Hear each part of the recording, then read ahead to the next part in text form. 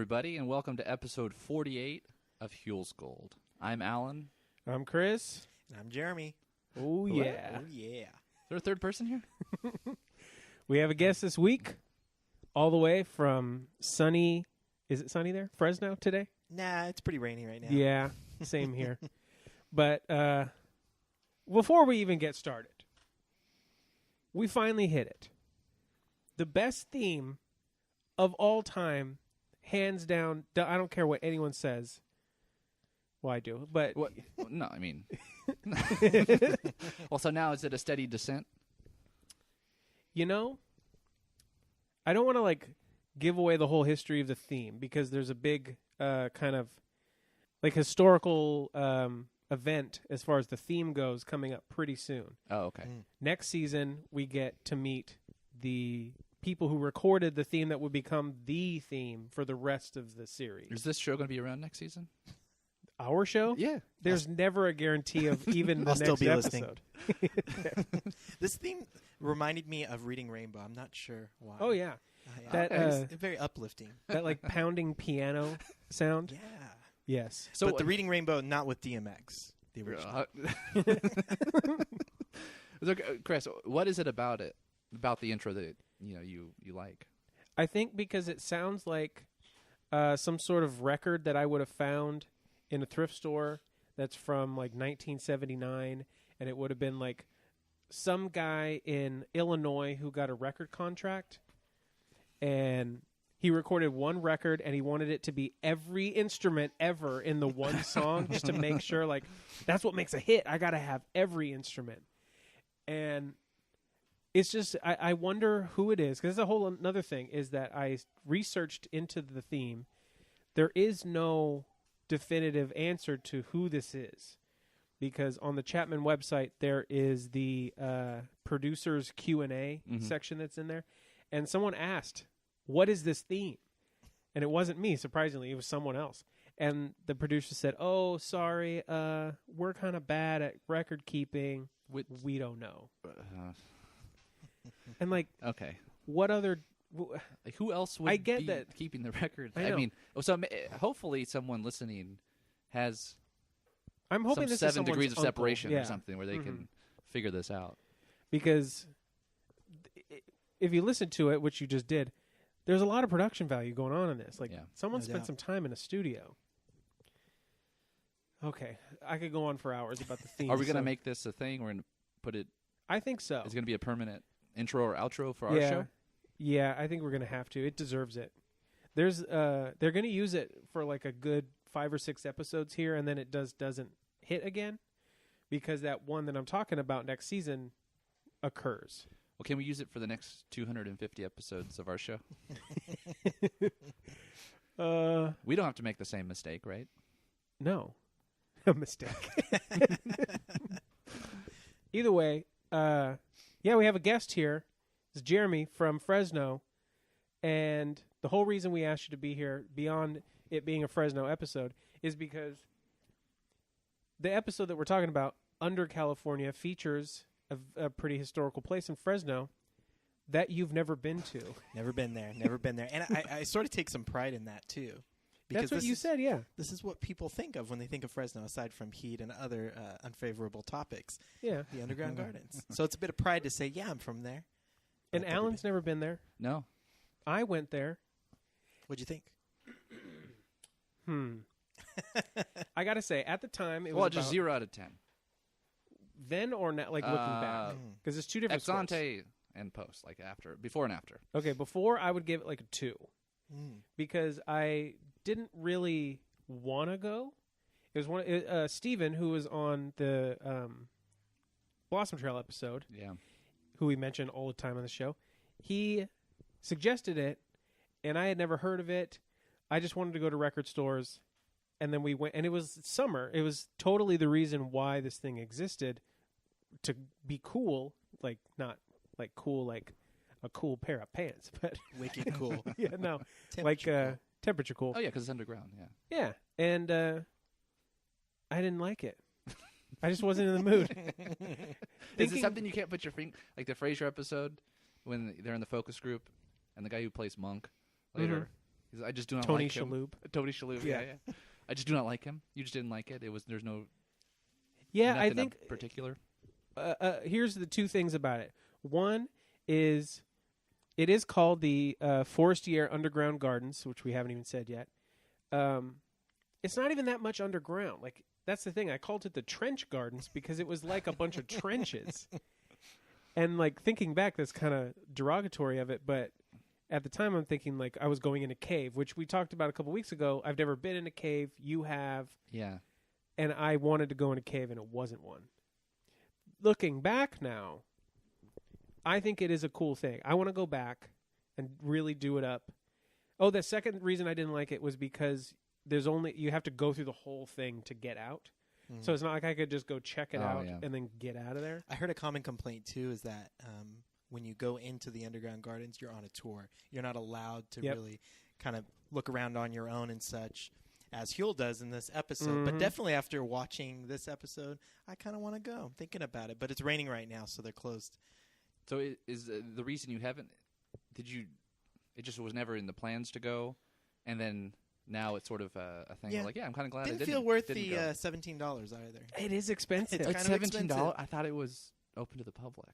Well, it's open to the public, but but it's you got to get past that turnstile first. Yeah. But we definitely don't want to discourage anyone from going. It is a cool thing, and it's not really touched on so much in the episode here. But one of the things that old Balthasar does a lot is like horticultural experimentation. Like, he does a lot of grafting and cross-pollination of citrus trees. And there's tons of these things in there, including one tree that has like 7 different fruits growing on it at the same time, which they don't talk about in the episode. So that's worth going to alone. Well, before we get too far into it, I guess we can... How do we start off here? Well, don't ask me, ask Huel. Huel? Big dog, what's going on? Yeah.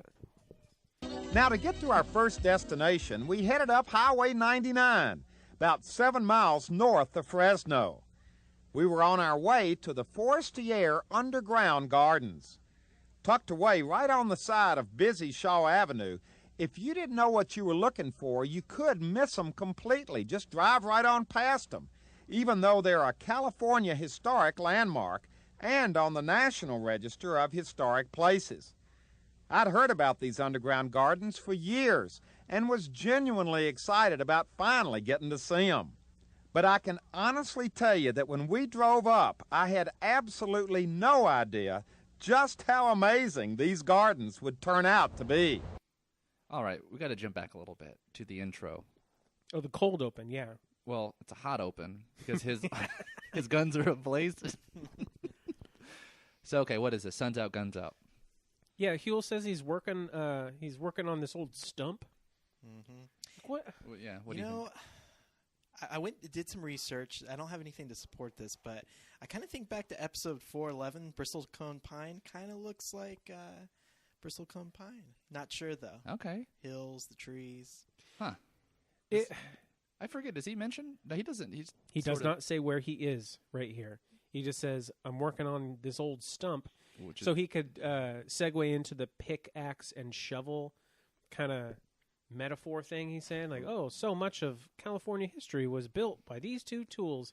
Right. And these crazy dudes dug big holes with them, too. Well, I like that he's just digging a hole next to the stump. That's pretty funny. But, dude, his cardio. Right. Dude, he's working his cardio. Oh, yeah, absolutely. Because he is breathing a heavy. Yeah. He doesn't strike me as the type of guy who would be doing a lot of, ellipticals at the gym. He seemed like... Deadlift. Yeah, he was just strictly free weights. Oh, yeah. So, okay, now we're pulling up. Now, Jeremy, is this familiar to you? Let me tell you. Okay. So, Huel and Louie get off on Shaw Avenue off the 99, and I'll tell you what, looks exactly the same 94 as it does today, except the Texaco's gone. Texaco, wow. The Texaco, yeah. When he's getting off, you can see the Texaco on the left. Yeah, even when I went like 8-9 years ago, this is exactly what it looked like to me. You went 8 or 9 years ago? Well, I guess when was... Okay. I guess that is right, yeah. Should I blow this this bombshell up Blow right it. now? Just The day that I went to the Forestiere Underground Gardens, and I just relearned this because I went back and looked at the pictures, was the day that Osama bin Laden was announced that he was killed. well, apparently he died, right? Oh, no. Alan's opening up a huge can of worms over here. Just for fun. All I said was it was the day that he was announced. It was announced that he was killed. Because I was going through the pictures, and all of a sudden there's these pictures of the TV with Obama with the big headline underneath. That's right. Like, oh, what a special day that was for me. But I don't know what day that was. Should we look it up? Yeah. All right. This is amazing. So Close. What do we got? Well, it was May 2nd, 2011, right? Yeah, that's what it looks like. So 7.5 years ago. Oh, he was only 54. Osama? Yeah. Okay. Yeah, I never thought of him as an older dude, did you? He's Is like this the eternal. podcast You now? thought he was just. Is this what we're talking about? No, we're done. Okay, I just thought he was eternally. I have a that bigger age. question Yeah. for both of you. Do you think Huel and Louie grabbed some burgers at In-N-Out across the street from the gardens after this shoot? Well, I didn't know In-N-Out was across from the gardens, but Yep. yes. You can see it in the drive-in. Yeah. Well, we can ask this. So I'm going to go with yeah. Let's just take that as a yes. Mm-hmm. Do you think? Because now it's restricted to a 4x4. Mm-hmm. What size burger do you think Huel ate? Well, when did the restrictions start? I don't know. Semi-recently? Because there was in high school, people would try to eat the 20x20s. Yeah. Right. So I mean, that was in high school. I don't know. You're When talking so exactly. matter-of-factly like everyone did that? I don't think everyone did that. Well, we had friends that were swimmers, and I guess you have it's like Michael So is Phelps that style their- Old diet. swimmers. That was their excuse. Our broad-shouldered friends. Well, I mean, as we know, Huel went to In-N-Out and did a whole hour-long episode on that, which we'll hit. And Kathleen will be on that one. Oh, yeah, because Oh, yeah. she's got more experience at In-N-Out than anyone would ever dream of. But I'm going to vote yes, too. I think he definitely hit that In-N-Out. Which I think, because if you notice, there's a cut in the episode between that shot of the Texaco and then them kind of pulling up a ways later. I'll bet you they pulled in, scarfed, pulled back out.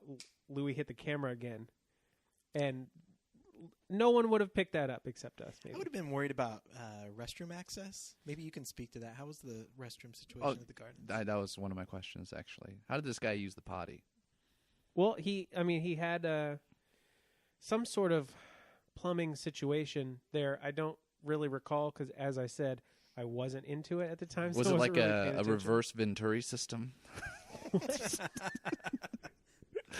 Well, I'll have to we'll get to report that. back. We'll get to that. But either way, this does look the same. You're saying? Mm-hmm. And there's the In-N-Out right there. Man, this is fast food central right here. Oh, yeah. They're all still there, too. So yeah, in the shot, Huel's pulling up, very Central Valley looking environment, super flat, and then there it is. There's the gardens, and then we're in it, right? Yeah, we're there. We meet old Nick. Old Nick. I wish I could have met Nick when I was there. I don't know if he was still pumping around. Is he there? Well, do you know what he's up to these days? Nick got out of the holes or the trenches. He went to school, became an attorney, lost the mustache. Now he's practicing. It looks in pretty Roseville. good. Yeah, he looks So pretty you got good. a picture there. Of him. Now I'll tell you this, and you guys can let me know if I'm onto something. But doesn't he resemble a young Paul Bearer? Oh yeah, when he still went by the name Percy Pringle. Right. And I just love that this guy looks dead in the camera at 2:24. Does he? He does. Oh. Well, okay. To get a full description of old Nick Forestiere, who is Baltasar Forestiere's great nephew, so it was his great uncle that built this whole thing by himself. It's almost like he's wearing a Huelhauser costume with his slacks and like light blue denim shirt. And Huel is got his dark blue denim shirt and black denim jeans. This episode, just denim head to toe everywhere. Oh, dude. All day. There's so much. Every day. But I like that they skipped the cashier's window where you have to go past that turnstile. So I think Huel got to bypass that and didn't have to pay for this whole trip. You think? Yeah. I know. What if he was paying for all these things this whole time? That'd be funny. Yeah. There it is. Okay. Now we're looking at it. When they're walking through his living quarters, it's the first room that we go into. Old Big Nick. Yeah. He calls this a Venturi system. Mm-hmm. The wood-burning stove. Yeah, so the hot air would... Right. Well, sorry. Yeah, Wait, hot air Venturi? out, cold air through. Yeah, cold air in. Yeah, they're pulling cold air in. Ventilation system. Heel gets touchy-feely on it, too. Just goes right in. Oh, lots of stuff. Oh, yeah. Well, I was going to say, with cars, we used to, the Venturis where we put on carburetors, independent throttle bodies. I thought it was kind of funny. I've never heard of an application outside of automobiles or engines. Well, that's got to be like the kind of like dynamic physical system that mechanized thing that you're talking that's about. a lot of words coming at me right now.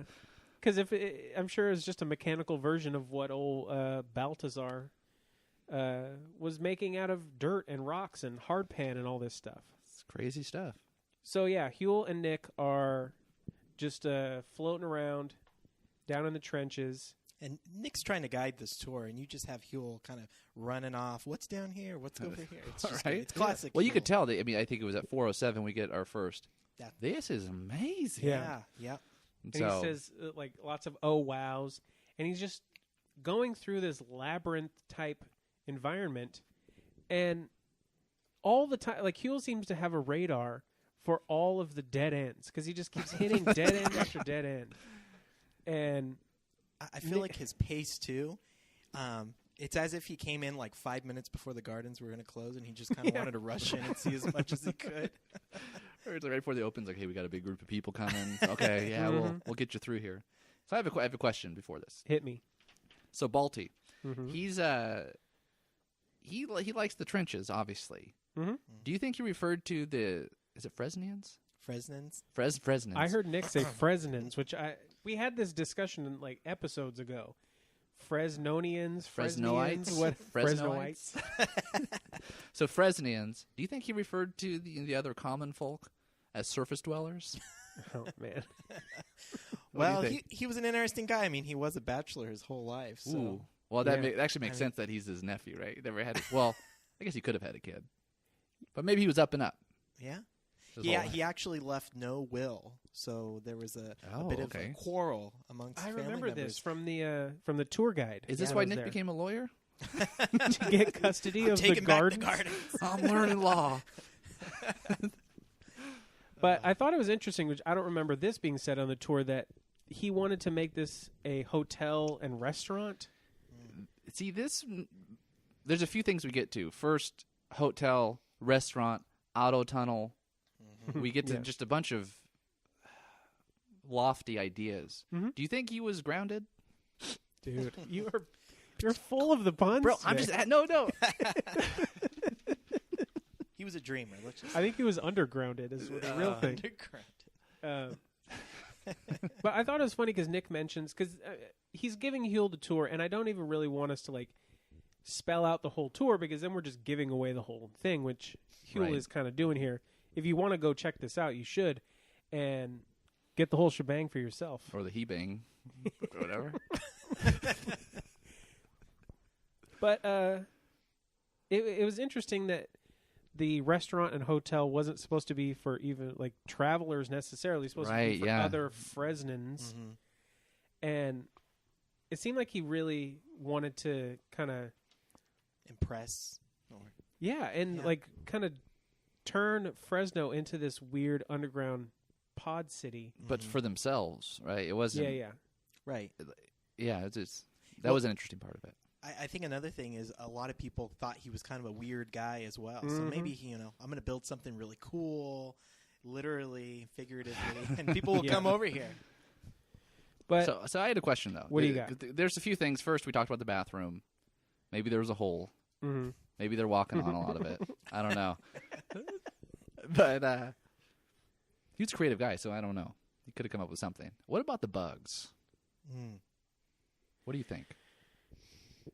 Well, I mean, he is one thing that's going on in this whole area is all the greenery that's everywhere. So there's all these citrus trees, grapevines, everything, and all of those are fruiting plants and trees, and those have bees that need to pollinate. So there probably were bees.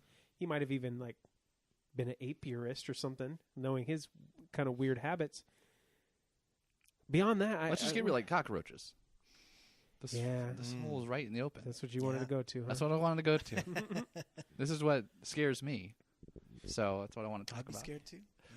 Yeah, I mean, I'm sure there was an element of it, but it didn't seem like he had a bunch of things that cockroaches would want to be.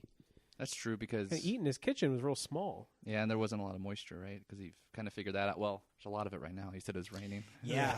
So I guess maybe that speaks to. I would wonder how this place sustained during large rainstorms. That's true. Yeah, because it rains a lot more in Fresno than it does in Bakersfield. Right. Because we have the rain shadow that occurs because we're surrounded on three sides by mountains, and it rains pretty good in Fresno, right? And they don't really go over it in the episode, and I don't remember it from the tour. Anything about any sort of like drainage thing of any sort. So, like maybe he had to have a shack up top because. Well, maybe he just filled his fish ponds with the water. Maybe the fish ponds. Yeah. Maybe he rang his chapel bell, and his brother came over and picked him up. Oh yeah, because he lived down a few miles away. That's right. Yeah. Yeah. That sort. Do you think that was Nick's dad? Ooh. That brother was. Interesting. I'm guessing. I don't know why I think this. I thought his mom. They were brother and sister. I wonder why you would have. My own bias. I don't know. But speaking of fish ponds, did you notice that when he tells Huel this whole story where like in Sicily they would fish. Yeah. He wanted to do the same thing, so he would fish, and then he stalks this pond and Huel just walks away. Yeah. There's a lot of that. There's a point where our friend Nick points out his ice box. Yeah. And Huel kind of points to it and says, "Oh, that's his ice box," while he's looking the opposite direction at something else. It was awesome. And you mentioned something about dead ends. It just reminded me. Yeah.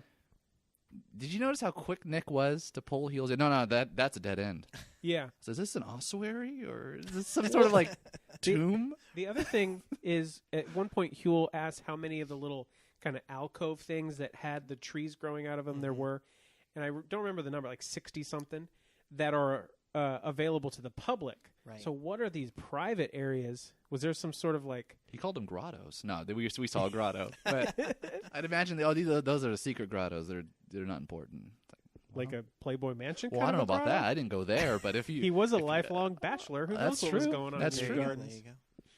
But once we get to the driveway thing, which is where they are in the video we're watching,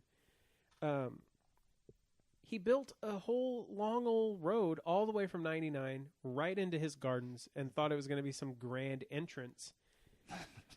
I mean, it's interesting and it's cool. I mean, this is... I think I want to find that too. I think find that road. The old road? Yeah, you right got to do that. Gotta go out there. So, question: what kind of building permits do we need to do this today? Oh, bro. Oh boy. In Bakersfield, too? The mineral rights going on around here? No way.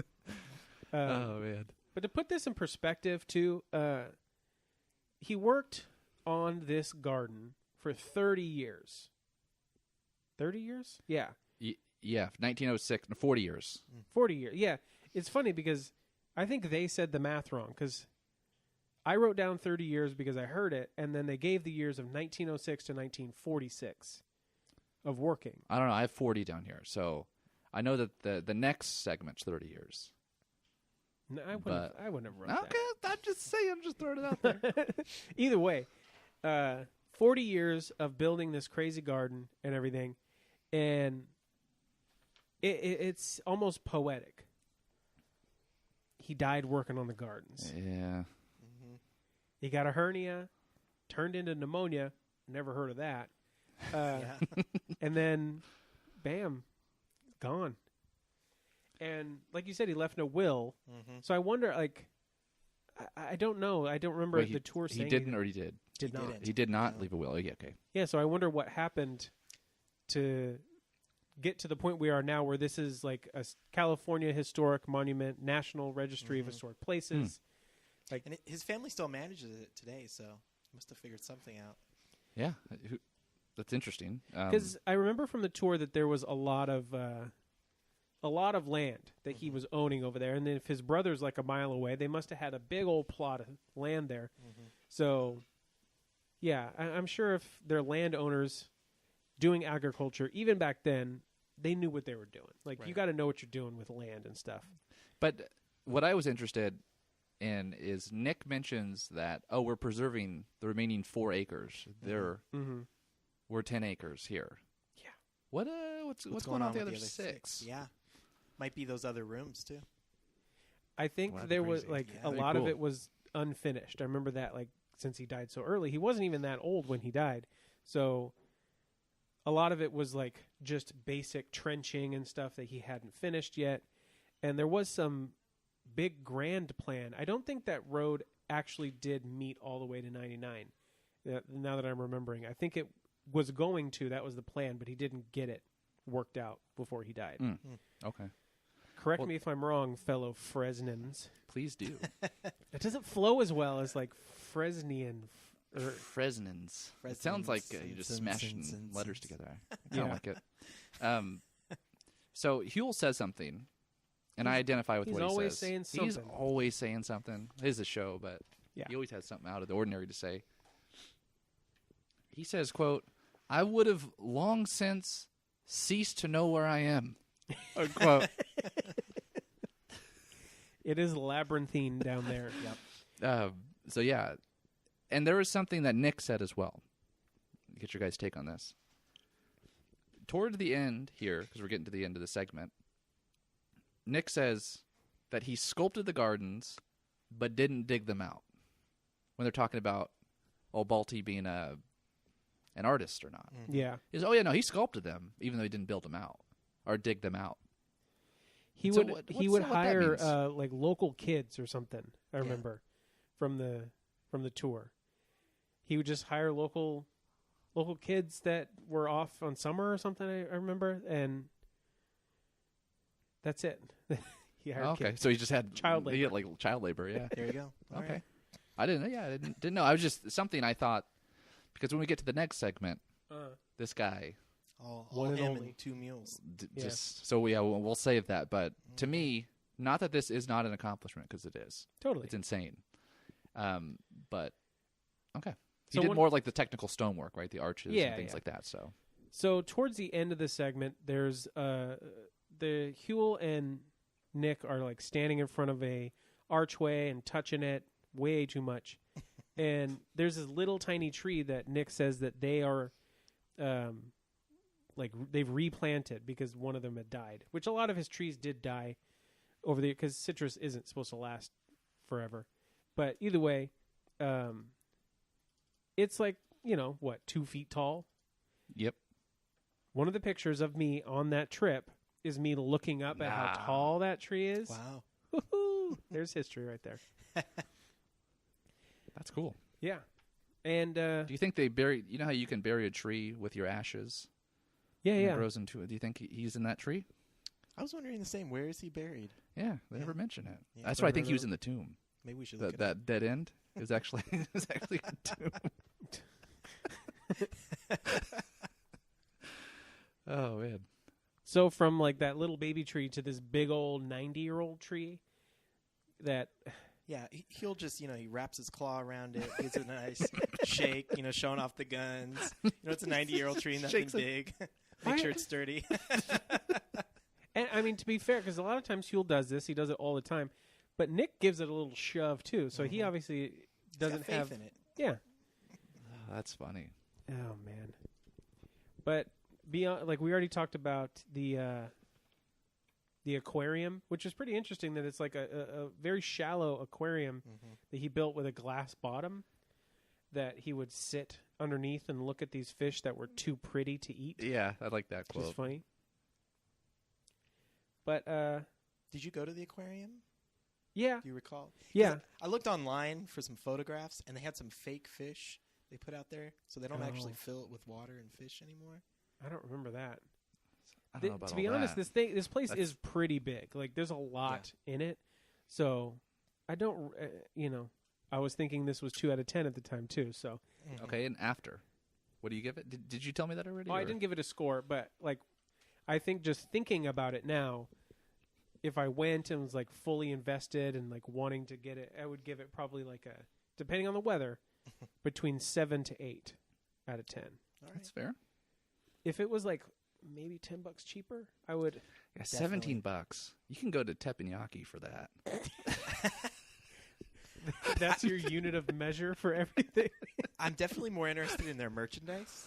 I found their Instagram, and they had this really cool, like, kind of acid wash green boat hat with the logo on it. Okay. Oh yeah, I'll rock that. Like, throw I don't that in remember for- there with being the tour. any merch when I was there, so maybe It's they. 2018. They got to capitalize. I mean, you have to guess so. capitalize. Yeah.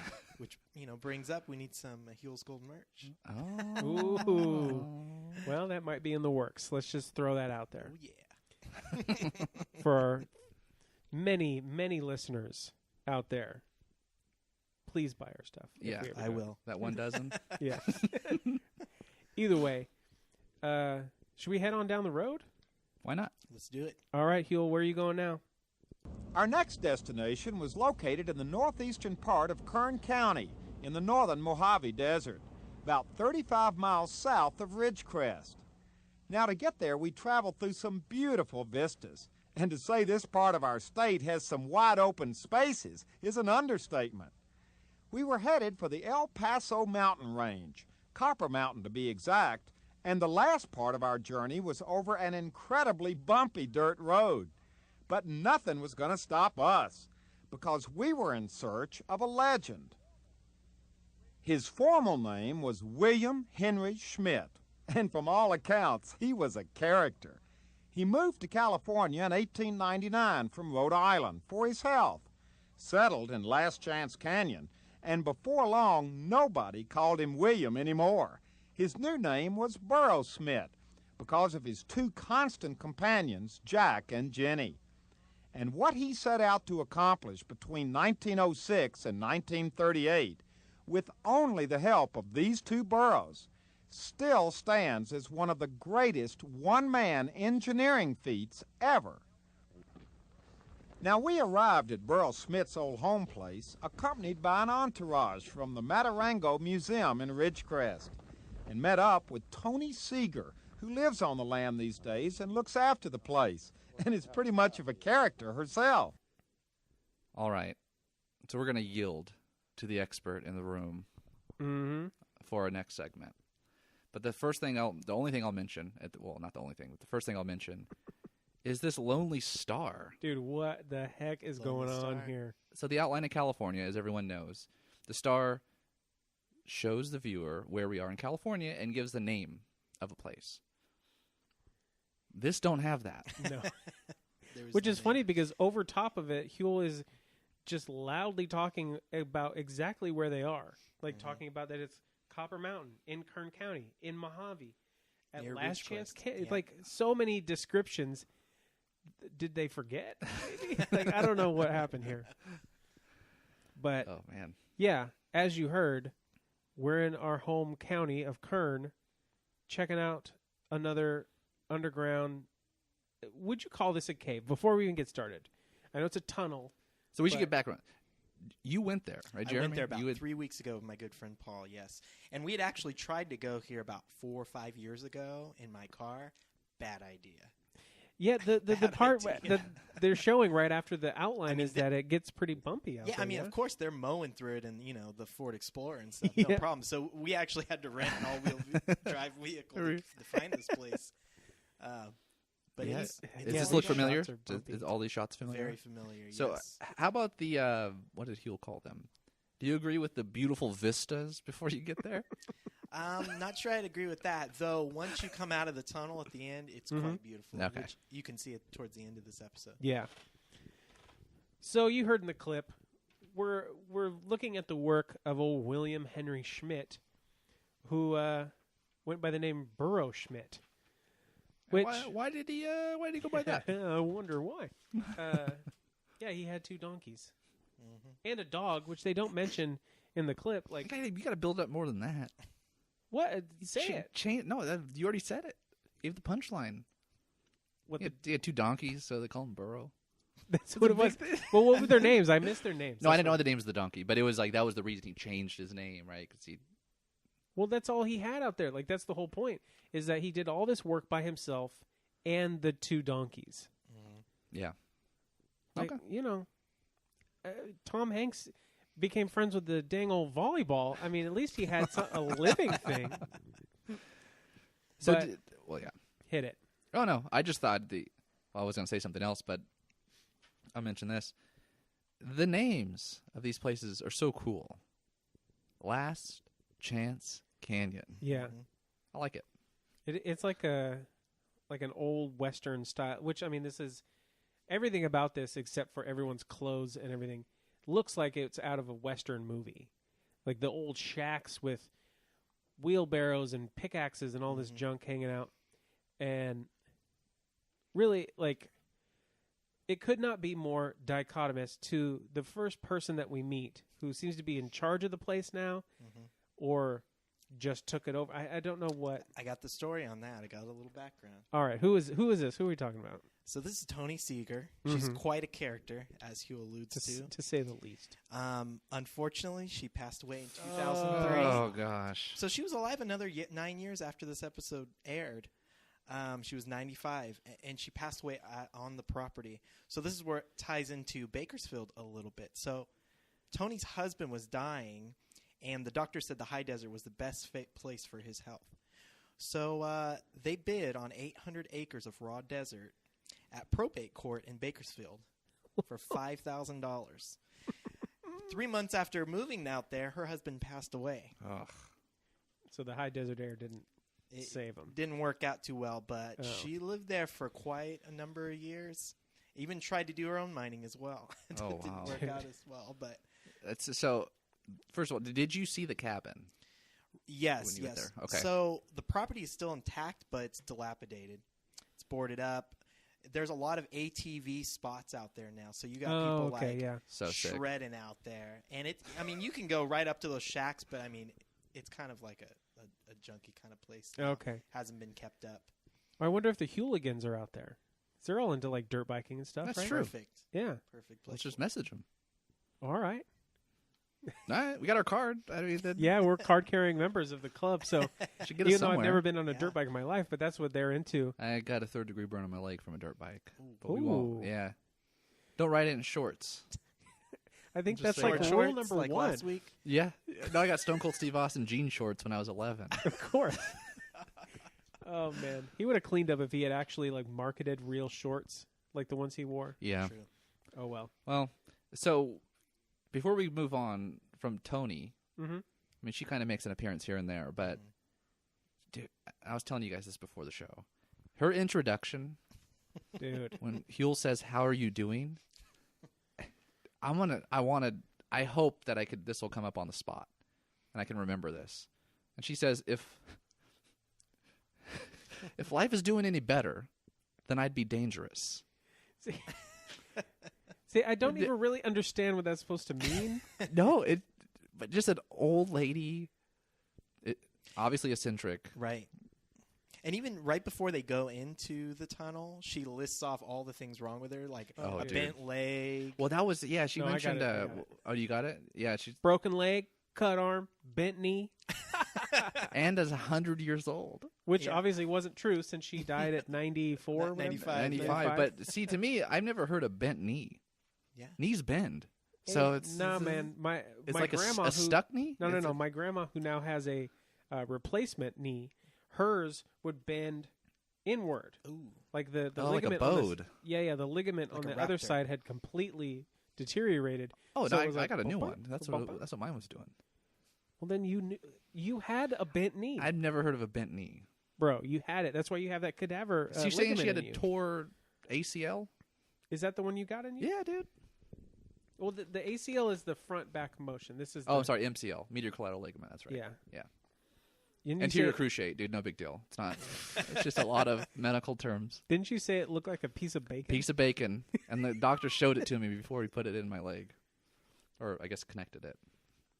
And this was from a dead guy. Yeah. Well, it could be a lady. I don't know. I'm guessing it's a guy. I don't assume things like that. So Oh, that was good. Yeah, I mean, do you ever wonder, like, I always thought, like, oh, maybe this person's kind of haunting you now because you have, like, a piece of... There was actually a implant. Cinemax B movie, one of those late night movies, if you know, Yeah. Skinemax. Skinemax, With yeah. Mark Hamill. This is, like, low point of his Where career. is this going? And he gets a replacement eyeball that I guess was previously occupied by a murderer. And so he starts seeing what he had saw. Yeah, it's pretty bad, but... No, this sounds good to me. I want to watch it now. Yeah. Like, if That's that was the case, then Alan would have been like, if the person who died was, you know, kicking people or playing. Well, you played soccer, so it would have helped if it was a soccer player's leg. Yeah, no, I you think go. so. Definitely didn't help. Well, no, I don't know. I stopped doing all of that after I hurt my leg. Very risk adverse. He chilled out. No more soccer. Well, skateboarding was limited. I can't give up skateboarding. Yeah. Soccer's easy. Can't give enough. up the shred. Yeah, never. So before we even get to the cave, because we can get there and it's going to be crazy. Did you guys notice that a black cat crosses their path? I did not notice that. Didn't notice that. Yeah, and Huel just does not even care. He doesn't. that Binks? He doesn't. Zachary Binks. Thackeray. Is it, Thackeray. dude? I haven't. Did you started calling Zach Thack? Dude, you're blowing my Fact mind check with that. this stuff. Okay, fact check it. Fact check it. Fact check it. Either way, old Elva is our guide because Tony wasn't gonna go in a cave. She's Well, seen no. it enough. No, I noticed that she was scratching her ear after she made up all those injuries too, though. Yeah, Notorious. She's lying. No big deal, though. yeah. Elva Yonkin. How would Yeah. you say that? I just want it to be Dwight Yoakam's like relative so bad. that Elva Yonkin. I just hear Yoakam. Yeah, well, that's not it at all. But she's the curator of the Matarongo Museum, Yoakin. Yeah. which Rest. I never even heard of this museum. It's pretty legit. You been there? I've driven by. It's pretty nice in Ridgecrest, and they have a number of tours out in the desert. Yeah, so we're gonna probably have to check this, but we went through one of the adobe or houses in the high desert. Okay. I think the Matarongo Museum was involved with that. It makes sense if it was out there. We should probably check that. Okay. Hold on. This is amazing. Okay. Sorry, everybody. That was the Antelope Valley Indian Museum that was involved. You could not have been more off mentally or geographically. Why is that so harsh? Because we're in Kern County. You're trying to get us into the Antelope Valley right now? Dude, just relax, okay? Dude, we're finally back home. I'm just excited. A question for you. Is Palmdale in L.A. County or Kern County? And is Lancaster in Kern County? I can or LA answer that. County? Yeah, I can too. But it's This is where people get mixed up. This is because they're so close to each other. It's L.A. yeah. I was Palmdale? born in Lancaster. You were born in Lancaster? Yeah, L.A. What's up? Wow. Dude. I'm a desert boy. That's where You're my DB? that's where my grandparents moved from LA, like the South Bay area to that area to same kind of deal as old what's her name? Billy? What's her unisex Tony. name? Tony. What's your real name's Sizzle. actually? What's her real name? Her real name is Real name. Tony She's Seeger. yeah, no, Tony is her name's Evelyn. what? That's her birth name. Evelyn Seeger. Tony, Tonie in quotes. It's just a nickname. All right. Like she's that's her Burro, but she's Tony. oh yeah. Because did we even talk about? Oh yeah, we did the burros. But Elva is the tour guide at the Matarongo Museum, which got us on that whole tangent. She, just like Nick from the previous segment, is wearing a Huell Hauser costume, like white denim jeans, blue denim shirt, because Huell hasn't worn the fish stick man in like a while, but he's got that blue version that he wears on boats whenever he's on a boat. Yeah. Do you think Huell let her borrow it because it was kind of chilly? Perhaps. See, it could be this thing too, where maybe they called and they're talking to Huell. Mm-hmm. They being And, Matarongo? Let's say it's Nick and then Elva. Okay. And they Malva? say, at least they say, what should we wear if we're going to be on TV? And he's like, I don't. You got I don't know. You got like a denim shirt? Or... Because he definitely took his own advice by wearing denim all over himself. And Wrangler style? Mm-hmm. Yeah. Drop over here for my friend. Oh, Alan. no. Stranglers for sure. Stranglers. I like Elvis' jacket, though. It looks like one of those that you can flip inside out and have a whole totally different color. Yeah, the reversibles. Yeah, the reversibles. So preparing for Christmas, I watched Jingle All the Way. And I am 90% sure the kid wears the same jacket. It looks like a child's. What I'm saying is it looks like a Show kid's should have jacket. ended right there. Either way, Elva is giving the lowdown on old Burro Schmidt, and it was interesting that he worked in Kernville during the fall, spring times, and would come here and do his old digging in the summer. Reverse. I thought you had mentioned that. Strike that. Reverse it. Step back and reverse it? Okay. So... Before you get going, okay. Let's make mention that this is Old Kernville. Because remember, we did the Kernville episode. This is Old Kernville, where Lake Isabella is now. Which, you are a fan of Kernville. Yeah. The same way you are a fan of Jingle All the Way, I am a Kernville. Wow. That's pretty hardcore. That's strong. Have you been to Kernville? I haven't. In your journeys? Okay, yeah.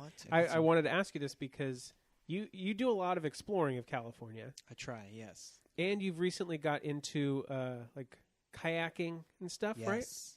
So, have you heard about how gnarly it is up there? Yeah, I watched the episode. You would get so pitted up there. I would. Because I'm ready for that wicked experience, let me tell you. I used to surf. I know a little bit. yeah, it's like Olympic kayakers train up there and stuff. So, beyond, the millions of other things that we always talk about, Kernville, I'm surprised you haven't been up there, is what I'm getting at. Well, I'm not sure if they have a car charging station over there for my vehicle. So. I might have to We just have to get down here. Yeah, there you go. Charged up in Baco. Yeah. Yep. Bring the bros with me. Hit those mean streams. It's only 49 miles from here to there. Yeah, it's not too hard to get up there. But let's get to the pit, right? Yeah. To the tunnel. So Huel, does it seem like he's part of a tour here? Is that what's going on, you think? It's hard. Yeah. I'm wondering if this is just the entire museum staff closed up shop for the day. Gonna meet Double H. And old I'm Tony. digging that propane lantern, though. I have one very similar in green, yes. Okay, Coleman. so before we go in, we're Okay. right at the mouth of the tunnel. Mm-hmm. Dude, Tony blows up that little guy. Dude, I know, right? He said, is there any advice that you have? And she said, don't wang your head. Huel, you're too tall. And then she says, you're fine. Looks at him, he's like, yeah, you're fine. The little guy, and his face is just defeated. Because she goes on and on, even once Huel pulls the mic away, because he realized that she's not slowing down. Nope. And she says she's 5'5", and there's a shot when the guy in like the blue plaid jacket and backpack with the lantern, he's a good couple inches shorter than her. So Yeah, he's a 5'3"er, probably. maximum. Yep. But yeah, this is the crew that's going in, and we don't get any of their names. Huel never really talks to them, and it doesn't seem like he's all that interested. Maybe he already had talked to them, and they were kind of like, "Are these desert freaks?" You think? Like, I think so. Okay, so now that we're going in, we can turn to Jeremy here. Okay, let's hear it. So, when you first go in, it's pretty tall. You don't have to worry about hitting your head or anything. But as you move into the tunnel, it does seem to get smaller. And then it kind of T-bones, which we'll talk about later. If you go left, you're going to hit that dead end that we talk about. Schmidt Yeah. thought he was going the right the way. old whoopsie. A little whoopsie going back the other way. And you can see in the shots that there are rails Mm-hmm. where he would probably push his car with his tools and rocks and things like that. Cool. Those are gone now. Oh. But you still have those wooden stumps from the track. So you got to watch those. Because you can just trip over one of those. Because some of them, they're covered in dirt, but some of them are poking up. And, yeah, that'd be a So you doozy. could totally boof your cheese on that one. Yeah. You get serious wang. So So what kind of light? Before we get the point, we should say the point of this for anyone who didn't watch the episode. The point of this tunnel was to get straight through the other side of the mountain, and that was his most tunnels. Well, originally it was something with mining, right? To make it easier to transport his ore or gold down to the railroad. And he got obsessed with this, and just over 30 years or whatever it was, hammered through. Years. And so when Jeremy brought up the dead end, we realized that it was like 200 feet, or how much was it? It's a good distance of just the wrong way. Right, yeah.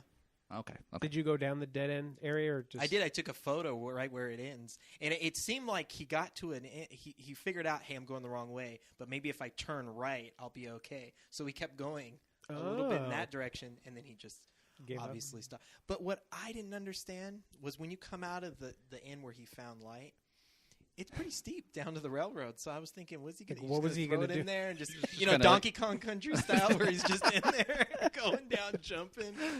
Oh man! But they do mention about halfway through they kind of fixed the roads, the routes improved, so he didn't really need to continue. But he had it in him. Like, I'm going to finish this. Yeah. All right.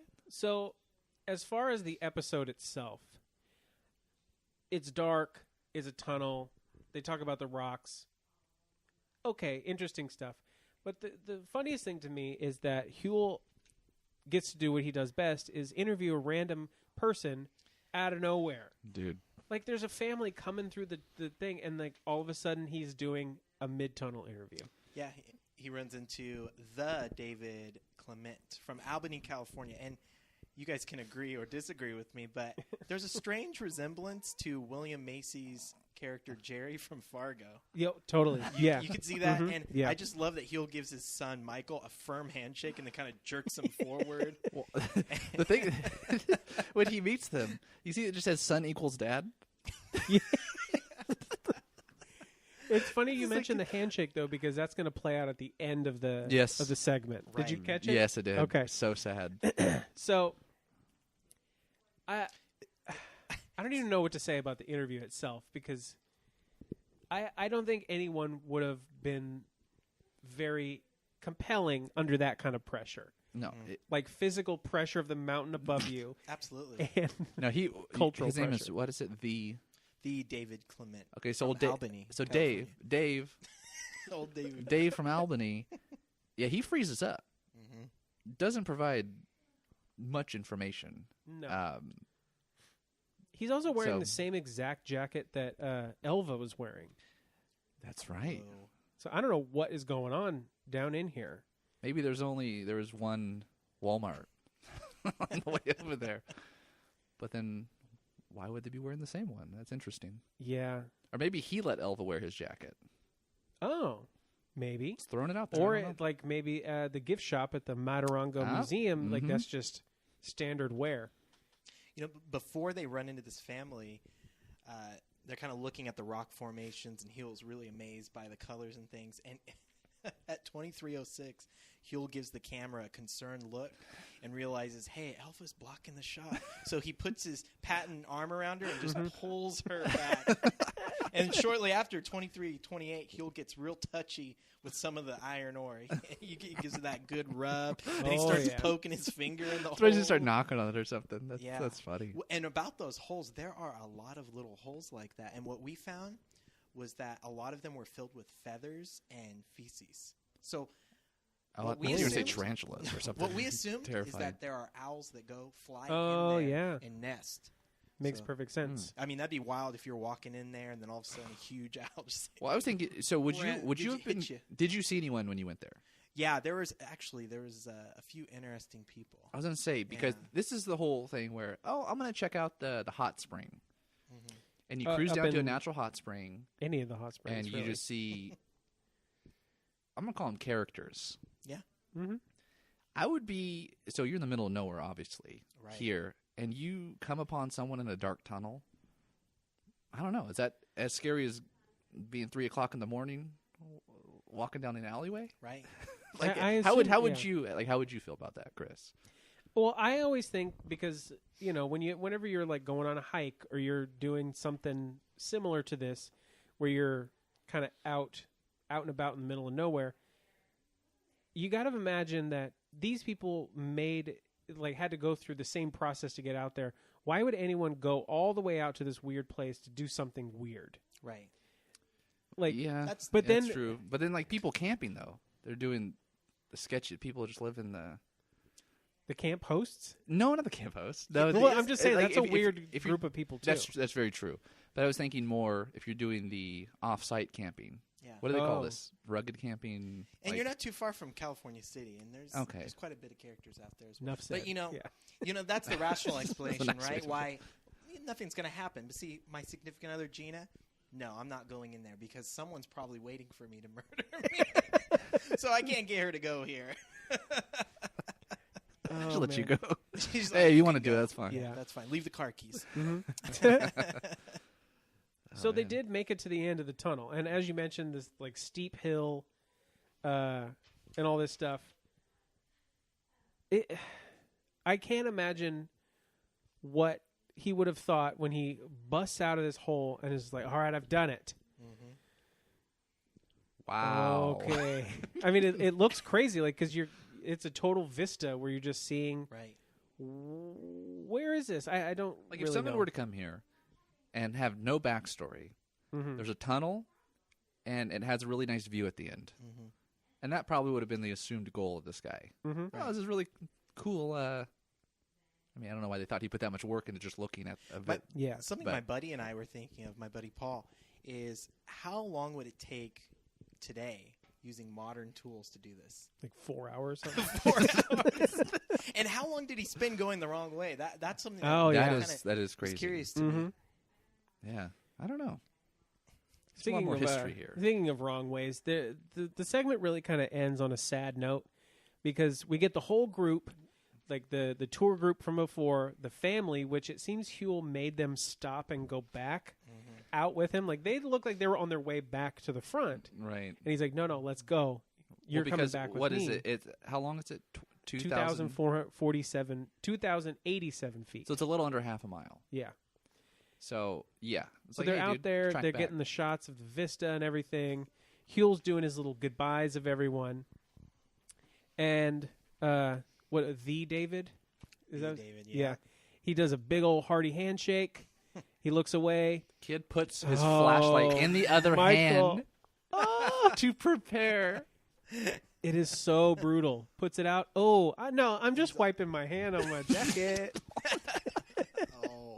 But then, so bad for if you watch him, the realization of it hits and his head just bows down. He's just like, oh, so embarrassed. That was hard to watch. I just love the ending shot, how Louis pans to the tunnel. Totally. And Huell says, that's his tunnel, that's his dream. That's so good.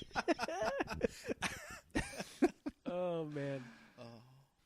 Just a natural ending. I like that Huell asked Elva while they were in the tunnel if there was still gold in there. And she kind of was trying to sidestep answering the question. She never really answers it. Because she probably didn't want like weirdos going out there digging in the tunnel. Like, oh, I'm getting gold. We got enough weirdos out here. Yeah. Seriously. I was going to say, because there is another episode when they're in the high desert, and the people are like rogue miners in these old abandoned gold mines. So I'd imagine, The imagine area the stuff she's seen. Sorry. She probably has to see some stuff. Elva? In the high desert. I'm not talking about UFOs. Tony? Yeah. Oh, no, Tony. Yeah. Oh, yeah. Absolutely. Like if you, I've only been out there like kind of on my way to other places, and even that, like you just get the vibe, the desert vibe. I can't imagine just 6 months into living there. Right. Well, that's where Coast to Coast was broadcasted from, the high desert. That's right. Was it? Oh, it was, huh? Yeah. Where is it now? R.I.P. Well, it's out of St. Louis, too. Yeah. Then across west of the Rockies. It was West of the Rockies. Whichever number you have to call. So the outro this week is just you could tell they just did the intro, cut, and then started the outro, which is fine. He was still working on the stump. Doesn't seem to have made any progress whatsoever. I don't really know what he thought he was doing with the stump. But did you guys notice that they must have got some like a software update or something on their editing machine? Gets fancy. Yeah, because they throw up the overlay graphics of Balthazar and old Burro over Huel's shoulders because they'd never done this before, and I don't remember them doing it again afterward. Mm-hmm. So here's my thought. They spent so much time working on this graphic that they forgot to put the name on the star of the California. Well, there's that, and also if you think about it, this outro here, there's 3 bachelors on the screen. Dude. Oh. All right. Speculation abounds is about all of that stuff. But unfortunately, like, Huel must have not understood how big of a smash hit that theme from the beginning of the episode was going to be, at least to us. Right. Because he doesn't play it. He literally just plays pickaxe on rock sound effects to end the episode. Very soothing. That's what I go to sleep to every night. It's funny because Alan said he was going to sleep to the theme from the beginning of the episode. So There's another market for Chapman. Get on it, yeah. Get on the theme, like a soundtrack. Yeah. Oh, like this is the not 90s, but yeah. Either way, I think this was a huge smash hit of an episode. I don't know about you guys. Oh yeah, definite quality. It was groundbreaking. Dude, you are Broke all through over the barriers. place on these. But I need to know where we're going next week. Do you know, Alan? Oh yeah, obviously. Are you joking? Yeah, I got to find out all that. No, I got you. We're headed to the beach because we're actually going farming. Oh, okay. We're going to a kelp farm. Kelp farm. Kelp farm. And it's one of these episodes that is totally it was a completely new form of industry that I did not know existed whatsoever. So yeah, we're heading to Monterey to hang out in the kelp forest. So that sounds like a good one.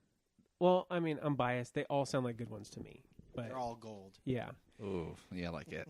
But we hope you come along with us next week and every week as we continue our search for Huel's Gold!